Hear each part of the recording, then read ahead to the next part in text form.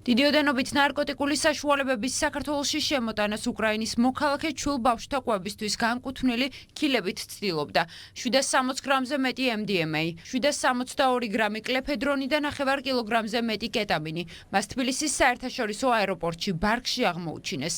მებაჟე ოფიცერმა ბარგის რენტგენოსკანერი დათვალიერებისას ერთ-ერთ სამგზავრო ჩანთაში შეამჩნია საეჭვო კონტურები, რის შემდეგაც მოხდა შემოსავლების სამსახურის სპეციალური წითელი სტიკერით ბარგის ნიშანდება და შემდგომ მისი დეტალური ფიზიკური დათვალიერება. 33 წლის ჰანა დმიტრენკოს აღკვეთის ღონისძიების სახით პატიმრობა უკვე შეეფარდა. ადვოკატის ინფორმაციით უკრაინის მოქალაქე წარდგენილ ბრალს არ აღიარებს და ამბობს, რომ ამოღებული ნარკოტიკები მისი არ არის.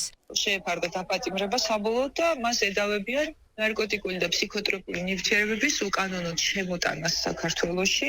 საბაჟო საზღვრების მონიტორინგს შემოსავლების სამსახური და შინაგან საქმეთა სამინისტრო კოორდინირებულად ატარებენ და ბოლო რამდენიმე დღეში ნარკოტიკის შემოტანის არაერთი მცდელობა აღკვეთეს. ჩატარებული საგამოძიებო მოქმედებების შედეგად აღკვეთილია ქვეყანაში 2 კილოგრამზე მეტი ნარკოტიკული საშუალების უკანონოდ შემოტანის ფაქტი. დაკავებულ უკრაინის მოქალაქეს ბრალის დამტკიცების შემთხვევაში 20 წლამდე ან უვადო პატიმრობა ემუქრება.